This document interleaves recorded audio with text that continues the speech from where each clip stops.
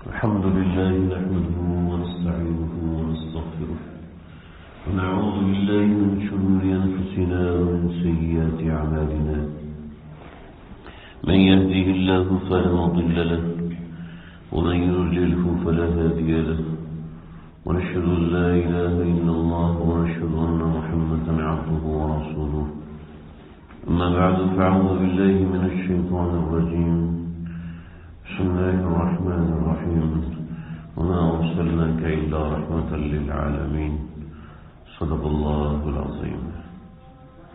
آپ علیہ الصلوۃ والسلام کی ذات مبارکہ کا ذکر کرتے ہوئے ہماری بات پہنچی تھی کہ آپ صلی اللہ علیہ وسلم کا نکاح حضرت خدیجہ سے کن حالات میں اور کن واقعات میں ہوا. اس کے بعد سیرت طیبہ کے اندر آپ علیہ السلام کے متعلق اور عرب میں ایک مشہور واقعہ پیش آیا، جو واقعہ کعبۃ اللہ کی تعمیر کا تھا. کعبۃ اللہ کو کئی مرتبے تعمیر کیا گیا تھا، لیکن کبھی بھی کعبۃ اللہ کو مکمل طور پر منہدم نہیں کیا گیا، کبھی بھی. ایک مرتبہ جب طوفان نوح آیا اس وقت، دوسری مرتبہ جب آپ علیہ السلام کی عمر 35 برس ہوئی تھی اس وقت، اور تیسری مرتبہ یہ منہدم ہوگا مکمل طور پر قیامت کے قریب. آپ علیہ السلام نے فرمایا میں دیکھ رہا ہوں ایک حبشی کعبۃ اللہ کی دیوار کو گرا رہا ہے. اس کے علاوہ جب بھی کعبۃ اللہ کی تعمیر ہوئی تو ایک دیوار گرائی، اس کو دوبارہ تعمیر کیا، پھر دوسری دیوار گرائی، اس کو دوبارہ تعمیر کیا. اس طریقے سے تعمیرات میں تبدیلی آتی رہی. حجاج بن یوسف کے زمانے میں، عبداللہ بن زبیر کے زمانے میں یہ جو بھی تعمیرات ہوئی ہیں یہ اس طریقے سے ہوئی ہیں. مکمل طور پر کعبۃ اللہ کو کبھی نہیں گرایا گیا. صرف یہ کہ جب طوفان نوح آیا تھا، جب اللہ رب العزت نے آدم علیہ السلام کو پیدا فرمایا تو کعبۃ اللہ کو فرشتوں نے زمین پر بنایا تھا، اور اس کے بعد جب طوفان نوح آیا تو کعبۃ اللہ کو اٹھا لیا گیا. یہ پہلی مرتبہ تھا. پھر اس کے بعد حضرت ابراہیم علیہ السلام نے کعبۃ اللہ کی عمارت کی بنیاد اٹھائی. وَيَرْفَعُ إِبْرَاهِيمُ الْقَوَاعِدَ مِنَ الْبَيْتِ وَإِسْمَاعِيلُ، تو یہ حضرت ابراہیم علیہ السلام نے کعبۃ اللہ کی تعمیر کی.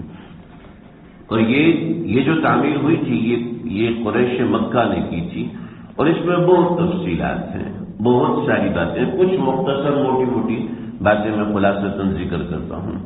سیدنا ابراہیم علیہ السلام کے زمانے میں کعبۃ اللہ کی عمارت بڑی تھی.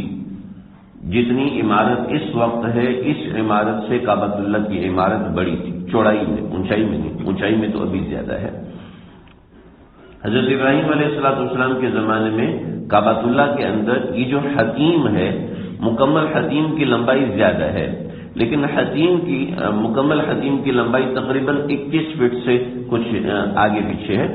لیکن 11 فٹ جو علاقہ ہے یہ 11 فٹ کعبۃ اللہ کے اندر کا حصہ تھا. اور اس کے بعد جو آگے کی جگہ تھی یہ ہجر اسماعیل تھی، یعنی کعبۃ اللہ اپنی جگہ پر قائم تھا اور اس جگہ پر ایک چھپر لگا ہوا تھا، ایک چھت بنی ہوئی تھی، اور وہ چھت کے نیچے سیدنا اسماعیل علیہ السلام اور ان کا خاندان رہا کرتا تھا. اور نہ صرف یہ تو کعبۃ اللہ کے اندر یعنی کہ ساتھ رہتے تھے، دیوار کے ساتھ گھر بنا ہوا تھا. بلکہ دوسرے لوگوں نے کعبۃ اللہ کے اندر جو گھر بنائے تھے وہ مطاف کے اندر بنائے ہوئے تھے. جیسے آج کعبۃ اللہ میں ہم طواف کرتے ہیں، اس جگہ پر لوگوں نے گھر بنائے ہوئے تھے، اور اس جگہ پر لوگوں نے اپنے اپنے بتوں کو کھڑا کیا ہوا تھا کہ جو بھی طواف کرتا تھا تو وہ اپنے بت کو یوں ہاتھ لگاتا تھا جیسے ہم حجر اسود کا استعلام کرتے ہیں. تو یہ کعبۃ اللہ کی ایک چھوٹی سی عمارت کے اندر یہ معاملہ تھا. سیڑھیاں تقریباً 6 سے 7 سیڑھیاں تھیں جو کہ اونچائی ڈھالان کے رخ پہ تھیں. یعنی ڈھالان کا رخ مطلب ہے کہ 6 سے 7 سیڑھیاں اتنی اونچی نہیں تھیں جیسے کہ آج جو کعبۃ اللہ کا دروازہ ہے وہ تقریباً یہ 10 سے 11 فٹ اونچا ہے. ایسا نہیں تھا، بلکہ چند سیڑھیاں تھیں کہ قد آدم سے کی ناف تک وہ سیڑھیاں آتی تھیں، اور سامنے ایک دروازہ تھا کعبۃ اللہ کا، اور اسی کے سامنے دوسرا دروازہ دوسری طرف کا کعبۃ اللہ کا. یعنی یہاں سے داخل ہوتے تھے اور دوسری طرف سے نکل جاتے تھے. یہاں سے داخل ہوتے تھے، کعبۃ اللہ میں نماز پڑھتے تھے، اور پھر اگلے والے دروازے سے نکل جایا کرتے تھے. تو آپ صلی اللہ علیہ وسلم نے فرمایا کہ میری امت کے آگے کے لوگ کعبۃ اللہ میں تو نماز نہیں پڑھ سکیں گے، لیکن جو شخص حتیم میں نماز پڑھ لے گا وہ ایسے ہی ہے کہ جیسے اس نے کعبۃ اللہ کے اندر نماز پڑھی۔ اور کعبۃ اللہ کے اندر 3 پلر ہیں، اگر کعبۃ اللہ میں نماز پڑھی جائے گی تو ان 3 پلروں کی طرف رخ کر کے نماز پڑھی جائے گی، یا ان میں سے بھی درمیانی پلر کی طرف نماز پڑھی جائے گی۔ بہرحال اس میں اختلاف ہے، میں اس طرف نہیں جانا۔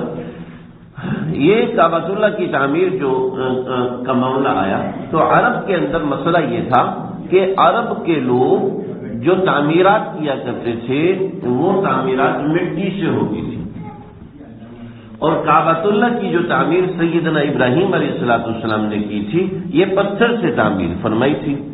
اور اس کے بعد جو اس کی اندر مضبوطی لائی گئی، قصی بن کلاب کے زمانے میں کعبۃ اللہ میں ایک اس کو اچھے طریقے سے دوبارہ تعمیر کیا گیا، یعنی جو کمزوریاں تھیں وہ دور کی گئی اور مختلف چیزیں ہوئیں، تو وہ بھی ساری پتھر کی ہوئی تھیں۔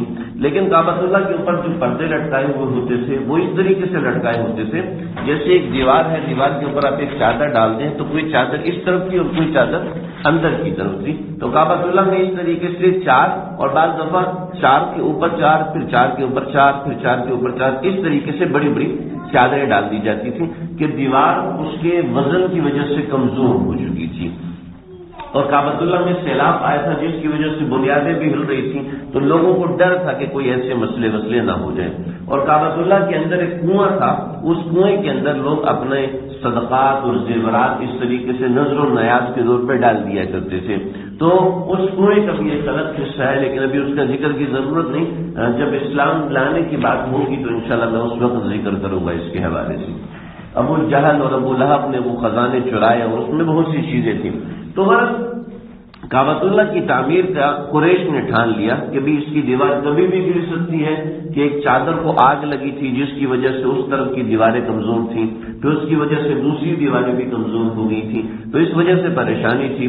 تو اس میں مسئلہ یہ تھا کہ پتھر کی تعمیر قریش والوں کو نہیں کرنی آتی تھی، لیکن اگر یہ کہہ دیتے کہ ٹھیک ہے جی ہم پتھر کی تعمیر کر لیتے ہیں، لیکن تو اس میں مسئلہ یہ تھا کہ پتھر کی تعمیر جیسے ہماری یہ کنسٹرکشن ہوتی ہے یہ اینٹوں سے ہوتی ہے، یہ مٹی سے نہیں ہوتی، لیکن اس کنسٹرکشن کے لیے آپ کو ضرورت ہوتی ہے سریے کی، لیکن اس زمانے میں پتھر کی کنسٹرکشن کے لیے ضرورت ہوتی تھی لکڑی کی، کہ لکڑی ہوتی تھی اور لکڑی کے شہتیر لگاتے تھے، لکڑی کے شہتیر لگاتے اس کے اوپر دوسری لکڑی رکھتے اور پھر پتھروں کو جوڑ دیا کرتے، اس کے درمیان گارا ڈال دیتے جس کے ذریعے سے چھت بن جاتی، جس کے ذریعے سے دیواریں بن جاتی تھیں۔ تو یہ طریقہ کار ہوا کرتا تھا کعبۃ اللہ کی تعمیر کا، یہ طریقہ کار ہوتا تھا پتھر کی تعمیر کا، اور وہ لوگ تو مٹی کی تعمیر کرتے تھے، تو مٹی کی تعمیر میں ان سب چیزوں کی ضرورت نہیں ہوا کرتی تھی۔ تو اللہ کا کرنا ایسا ہوا کہ ان لوگوں کو اطلاع ملی کہ جدے کے اندر ایک جہاز آیا ہے، لیکن جہاز کا مسئلہ یہ ہوا کہ جہاز اپنی جگہ پر نہیں رکا، اس کے بند سمندر میں پھینکے گئے جو کہ سمندر کی سطح سے نہیں ٹکرائے، تو اس کی وجہ سے جہاز آگے فلپ کرتا گیا، اور فلپ کرتا ہوا وہ جہاز جو ہے وہ ساحل سمندر کے اوپر چڑھ گیا، اور ساحل سمندر پہ ظاہر بات ہے اگر جہاز چڑھے گا تو چاہے وہ کتنا بھی بڑا کیوں نہ ہو وہ ٹوٹ جائے گا۔ چنانچہ وہ لکڑی کا جہاز بنا ہوا تھا، سارا لکڑی کے تختوں کا بنا ہوا جہاز تھا، وہ سارا کا سارا جہاز ٹوٹ گیا، بیکار ہو گیا، سمندر کے اندر جانے کے قابل نہیں ہے، لہذا اس کی لکڑی ایسی ہے کہ جو شہتیروں کی شکل میں ہے اور وہ خریدی بھی جا سکتی ہے۔ چنانچہ یہ سب حضرات وہاں پر پہنچے اور ان لوگوں نے وہ لکڑی کا جہاز خریدا اور لکڑی کو لے کر مکے میں آگے۔ اب کہا تھا کہ بھئی ہم اس کے ذریعے سے تعمیر کر لیں گے، تو ظاہر بات ہے لکڑی لگانے کا ایک فن ہوتا ہے، بھی وہ سوچا ہوا تھا ہم کر لیں گے، لیکن ظاہر بات ہے جب کام آیا تو اب کون آگے بڑھے گا، کوئی آگے بڑھنے کو تیار نہیں ہے۔ تو مکے میں ایک شخص نے غلام خریدا جو کہ قبطی غلام تھا، اس نے کہا کہ یہ لوگ پریشان کیوں ہیں، سارا دن کعبے میں بیٹھے رہتے ہیں، پریشان رہتے ہیں اور پھر واپس نکل آتے ہیں۔ کہ جی بات یہ ہے کہ یہ کعبۃ اللہ کو تعمیر کرنا چاہتے ہیں، لیکن تعمیر کرنے میں مسئلہ یہ ہے کہ ان کو پتھر کی سمجھ نہیں آتی، پتھر سے تعمیرات ان کو کرنا نہیں آتی۔ تو اس نے کہا زندگی بھر میں نے یہی کام کیا ہے کہ میں پتھر کے ذریعے سلطنت کاری کرتا رہوں، تعمیرات کرتا رہوں، اگر تمہیں اجازت دو تو میں اس کی تعمیر میں حصہ لیتا ہوں۔ تو ان کو یہ سمجھ میں آیا کہ ایک تو جہاز کا ٹوٹنا اور جہاز کے شہتیر بڑی آسانی کے ساتھ مل جانا اور اوپر سے مستری کا بھی مل جانا، یہ بہت بڑی اللہ تعالیٰ کی مدد اور نصرت ہے، لہذا انہوں نے کہا کہ اب تو ہمارا منصوبہ مضبوط ہو گیا، ہم نے اب کعبۃ اللہ کو تعمیر کرنا ہی کرنا ہے۔ لیکن بات یہ ہے کہ کعبۃ اللہ کو تعمیر کرنے سے پہلے ظاہری بات ہے اس کی عمارت بنی ہوئی ہے، اس کو منہدم کرنا ہوگا۔ چلو جی منہدم کریں، جب منہدم کرنے کی باری ہے تو سب پیچھے ہو گئے۔ بھائی ابراہا کی بات یاد ہے نا کہ کیا ہوا تھا، اور سارے کے سارے جب اس طرف ہوئے تو اچانک سے کالی گھٹا چھا گئی اور آسمان سے بجلیاں کڑکنے لگیں تو سب پریشان ہو گئے۔ بھئی یہ تو نہیں ہو سکتا، یہ تو اس کا مطلب ہے اللہ کی رضا نہیں ہے کہ ہم کعبۃ اللہ کو منہدم کریں، ہم ابراہا کا حشر اپنی آنکھوں کے سامنے دیکھ چکے۔ تو ان میں خالد ابن ولید کے جو والد ہیں ولید بن مغیرہ، یہ ولید بن مغیرہ کہنے لگے کہ دیکھو ہمارا نیک کام ہے اور ہم نیک کام میں آگے بڑھ رہے ہیں، آگے قدم اٹھا رہے ہیں، لہذا ہمیں ڈرنا نہیں چاہیے، لیکن مسئلہ یہ کہ تم سب لوگ مل کے یہ کام کرو گے تو ہو سکتا ہے سارے کے سارے ابراہا کے لشکر کی طرح مارے جاؤ۔ تو میں ایسا کرتا ہوں کہ میں آگے بڑھتا ہوں اور میں آگے بڑھ کے اس کو گرانا شروع کرتا ہوں، چونکہ کعبۃ اللہ کی چھت تو تھی نہیں، تو پہلے اوپر سے چڑھ کے اوپر کے پتھر گراؤں گا اور اس کے بعد پھر دیکھیں گے کہ مزید آگے کیا ہوتا ہے۔ جب ولید بن مغیرہ اوپر چڑھا تو دیکھا کہ کعبۃ اللہ کے اندر ایک بہت بڑا سانپ ہے جو بیٹھا ہوا ہے اور اژدہا ہے جو پھن کھول کے بیٹھا ہوا ہے، اور اس کو نہ ہٹانا ممکن ہے اور نہ ہی مارنا ممکن ہے کہ کعبۃ اللہ پہ پتھراؤ تو کر نہیں سکتے، کعبۃ اللہ کی دیوار پہ چڑھ کے اس سانپ کو کس طرح ماریں گے؟ اگر دروازہ کھولتے ہیں تو یہ دوسروں کے لیے نقصان کا باعث بن جائے گا، تو یہ بڑا مسئلہ ہے۔ تو سب لوگ پریشان ہوئے تو یہ کہنے لگا ولید بن مغیرہ کہ بات یہ ہے کہ ہم اللہ کے حکم سے کام کر رہے ہیں تو ہم سب ایسا کرتے ہیں کہ اللہ تعالیٰ سے دعا کرتے ہیں، اور سب لوگ اپنے اپنے گھروں کو جاؤ، کعبہ کا طواف کرو، پھر اپنے گھروں کو جاؤ اور اپنے اپنے گھروں میں اللہ سے دعا کرو کہ ہمارے لیے خیر کا کام کھول دیں۔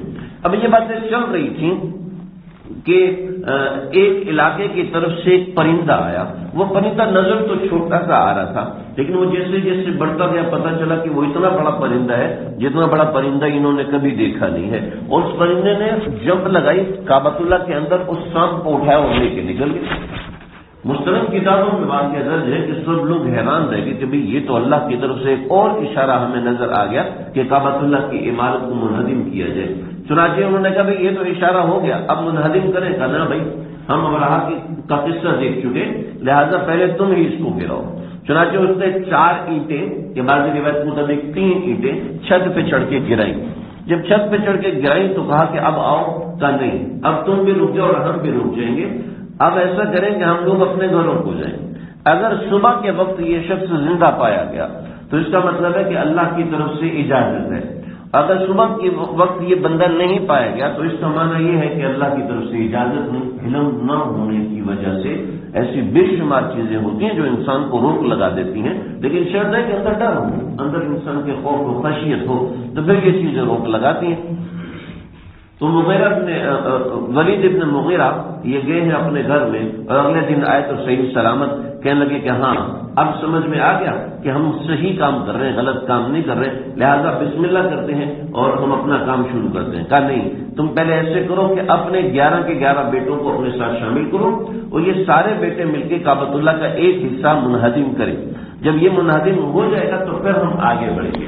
چنانچہ ان سب لوگوں نے منہدم کرنا شروع کیا اور کوئی ایسا منفی اثر سامنے نظر نہیں آیا، تو کعبۃ اللہ کو چند دن لگے اور ان حضرات نے کعبۃ اللہ کو منہدم کیا۔ اب منہدم تو کعبۃ اللہ ہو گیا، لیکن ظاہر بات ہے جو پتھر سے تعمیر کی جاتی ہے وہ زمین پر نہیں ہوتی بلکہ زمین کے اندر سے کھودی جاتی ہے۔ تو کہا جی زمین کے اندر بھی کھدائی ہوگی، وہ قبط غلام ساتھ ہیں اور یہ اندر سے کھدائی ہوگی۔ چنانچہ اندر سے کھدائی کرتے گئے تو کچھ دیر میں نظر آیا کہ نیچے سبز رنگ کے پتھروں کی ایک تہ بچھی ہوئی ہے۔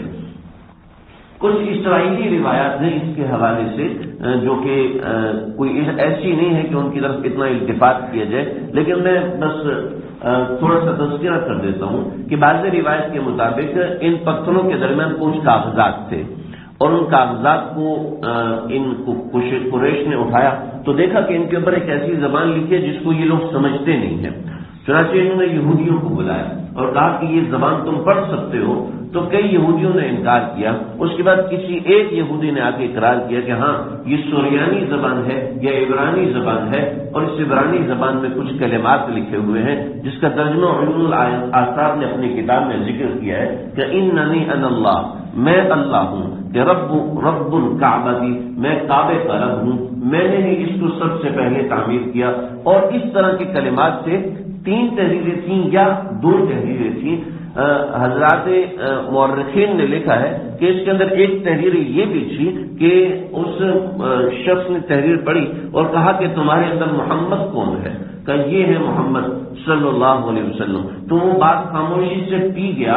حضرات نے لکھا ہے کہ غالباً اس تحریر میں یہ بھی تھا کہ اس کعبۃ اللہ کو صحیح آ کے آباد آپ صلی اللہ علیہ وسلم کریں گے، پر یہ اسرائیلی روایت ہے، اس کا ہمارے نبی صلی اللہ علیہ وسلم کی فضیلت سے کوئی اتنا بڑا گہرا تعلق نہیں ہے. ہمیں تو ان فضائل کے بغیر بھی ہمارے نبی سب سے افضل اور اعلیٰ اور برتر اور بالا ہے، ہمیں ان چیزوں کی ضرورت نہیں. لیکن بہرحال ایک قصہ ہے جو کہ اس چیز میں شامل ہے، جو ہر چیز، ہر کونا اور ہر جزیہ ہمیں بتا رہا ہے کہ آپ صلی اللہ علیہ وسلم کی شان کیسی نرالی اور کیسی عام تھی. چنانچہ وہ سبز پتھر جب آئے تو قریش نے کہا کہ بھئی یہ پتھر تو اتنے پرانے ہو چکے کہ سبز ہو چکے، کیونکہ وہ نہیں جانتے تھے کہ پتھر کی مضبوطی کی علامت کیا ہے. وہ یہ سمجھے شاید کائی کی وجہ سے سبز ہو رہے ہیں یا کس وجہ سے سبز ہو رہے ہیں، حالانکہ اس علاقے کا پتھر کبھی بھی سبز نہیں ہوتا. چنانچہ وہ پتھر تھے اس طرح جیسے کہ مثلث بنی ہوتی، جیسے 3 کونے، جیسے کتابوں میں لکھا ہے اونٹ کی کوہان ہوگی. مولانا الیاس عبدالغنی صاحب نے اس کا ڈائیگرام بنایا، جو سب سے بڑے مورخ نگار ہیں اس زمانے میں. یہ ڈائیگرام بنایا کہ وہ اونٹ کی کوہان جیسی کچھ پتھر تھے جن کے کنارے باہر کی طرف نکلے ہوئے تھے، اور وہ سبز رنگ کے پتھر تھے. جب ولید ابن مغیرہ نے اس کے اندر ایک آلہ ڈالا اور آلہ ڈال کے اس پتھر کو حرکت دینے کی کوشش کی تو پورے مکہ میں زلزلہ آیا. تو یہ زلزلہ اس بات کی علامت تھی کہ بس اس سے آگے تم لوگ کھدائی نہیں کر سکتے. چنانچہ سمجھ گئے کہ اب ہم نے اس سے آگے نہیں بڑھنا، اور اس کے اوپر کعبۃ اللہ کی تعمیر کی گئی، اور تعمیر کے اندر مزید چند چیزیں شامل کی گئی.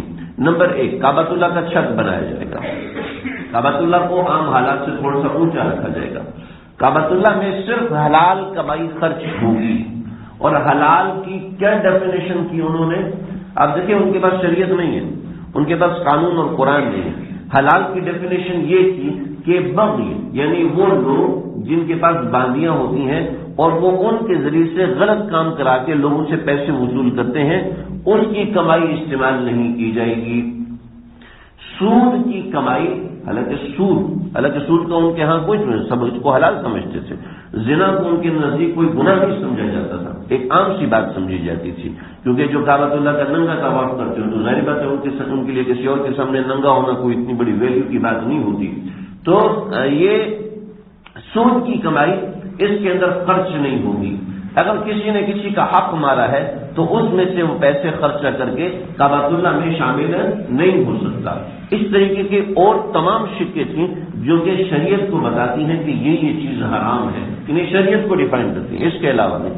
چنانچہ آپ دیکھیں کفار مکہ میں اس قدر ڈر تھا.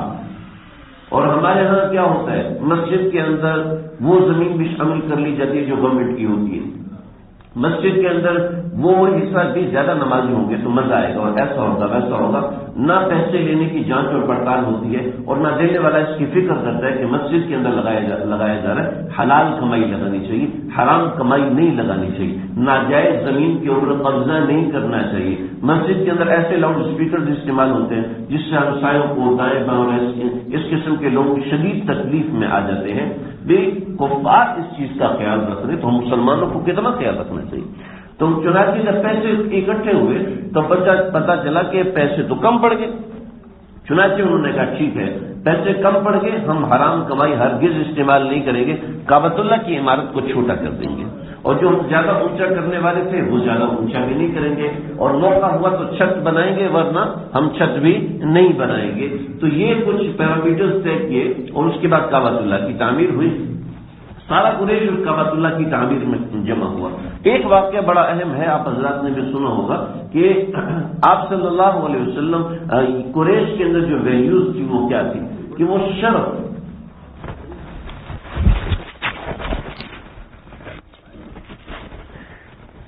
آپ صلی اللہ علیہ وسلم کے زمانے میں جو کفار تھے ان کی جو ویلیوز تھی وہ کیا ویلیوز تھی؟ وہ شرف اور کرامت، یعنی کوئی نیک نامی کو کبھی بھی نہیں چھوڑتے تھے، کہ جو چیز نیک نامی کا ذریعہ بنے، جس چیز میں نیکی ہو اس چیز کو قطعاً نہیں چھوڑتے تھے، ہرگز چھوڑنے کو تیار نہیں ہوتے تھے۔ چنانچہ جب کعبۃ اللہ کا جو ایک مقام ہے حجر اسود، جہاں سے طواف شروع کیا جاتا ہے، جہاں سے تمام چیزوں کی ابتدا ہوتی ہے، اس کو حجر اسود کہتے ہیں۔ یہ سفید پتھر تھا۔ آپ علیہ السلام نے فرمایا کہ جو اس کو بوسہ دیتا ہے، جو اس کا استلام کرتا ہے، تو اللہ رب العزت اس کے گناہوں کو اس کے ذریعے سے جلد کروا دیتے ہیں۔ اور حجر اسود کا استلام کرنا، یعنی حجر اسود کا استلام، حجر اسود کا بوسہ لینا، یہ ایسے ہے جیسے اللہ تعالیٰ سے مسافہ کرنا ہے۔ سبحان اللہ۔ ہاں یہ ہے کہ انسان دوسروں کا خیال رکھے، ایسا نہیں۔ آپ صلی اللہ علیہ وسلم نے حضرت عمر سے فرمایا، عمر تو انت رجل جسیم، تم بڑے طاقتور آدمی ہو، ایسا نہ ہو کہ حجر اسود کا بوسہ دینے کے لیے تم دوسروں کو کچلتے ہوئے جاؤ، اس چیز کا خیال رکھنا ہے۔ اور آپ صلی اللہ علیہ وسلم کے پاس ایک چھڑی تھی جس کا نام تھا محجن۔ آپ صلی اللہ علیہ وسلم چھڑی کا نام بھی محجن تھا۔ آپ علیہ السلام جب طواف فرما رہے تھے تو آپ محجن کو اس طرح کرتے اور پھر اس کا بوسہ لے لیتے۔ فرمایا یہ بھی ایک طریقہ ہے، لیکن آج کے زمانے میں اس طریقے سے استعلام کیا جاتا ہے کہ ہاتھ حجر اسود کی طرف کر کے ان کا بوسہ لے لیا جائے۔ بوسے کا مطلب ہے بغیر آواز کے چومنا ہوتا ہے جس میں آواز ہوتی ہے، اور بوسے کا مطلب ہے اس میں آواز نہ ہو۔ تو بہرحال یہ حجر اسود کو رکھنا تھا۔ اب سارے کے سارے قبائل آپس میں، یہ ہم نے تعمیر کیا، جی ہم نے بھی تعمیر کیا، جی ہم نے بھی تعمیر کیا۔ اب ان قبائل کا آپس میں جھگڑا، اور انہوں نے کیا کیا، ایک پیالے میں خون بھرا اور خون کے اندر انگلیاں رکھی، اور انگلیاں رکھ کے یہ قسمیں کھائیں کہ اگر ہم نے حجر اسود کو اندر نہ رکھا تو ہم اپنے آپ کو مار لیں گے، ان کو ختم کر دیں گے۔ بھئی وہ تو وہ قوم تھی نا جو اتنی سی بات پہ لڑائی کرتے تھے کہ تیرے درخت سے چڑیا اڑ کے میرے درخت پہ کیوں آئی، تمہارا گھوڑا میرے گھوڑے سے آگے کیوں نکل گیا، تمہارا بچہ میرے بچے سے لمبے قد کا کیوں ہو گیا۔ وہ تو اس بات پہ لڑائی کرتے تھے اور 40 سال لڑائی کرتے تھے، اور حجر اسود کو روکنا یہ تو بہت بڑی بات تھی۔ انہوں نے آپس میں طے کیا، اب اسی کو بلایا دوبارہ ولید ابن مغیرہ کو کہ اب ہم کیا کریں۔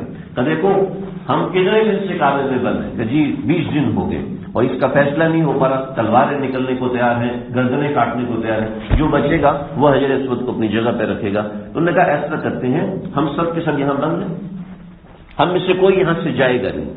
اب ہم انتظار کرتے ہیں کہ سحر کے وقت، یعنی سحر کے وقت جو شخص اس باب السلام سے، اس دروازے، یہ صفا پہاڑی کے بالکل سامنے جو دروازہ ہے یہ باب السلام ہے، یہ باب السلام سے جو شخص داخل ہوگا یہ وہ شخص اس کا فیصلہ کرے گا کہ کون حجر اسود کو رکھے گا، اور جو بھی نکلا ہم اس کے فیصلے کو تسلیم کریں گے۔ سب نے قول و پیمان کیا، وعدہ کیا، اور بات ختم ہوئی۔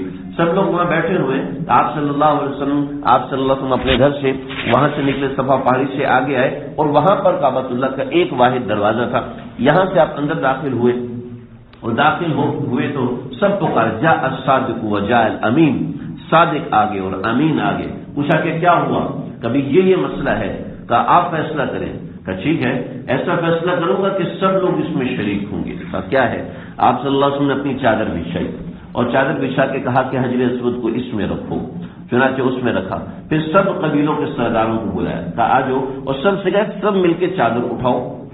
سب نے مل کے چادر اٹھائی، کعبۃ اللہ کے کونے تک پہنچے، اور پھر فرمایا کہ تم سب لوگ مجھے وکیل بنا دو کہ آپ میری طرف سے، آپ میری طرف سے، آپ میری طرف سے، آپ میری طرف سے۔ سب نے آپ علیہ الصلوۃ والسلام کو وکیل بنایا۔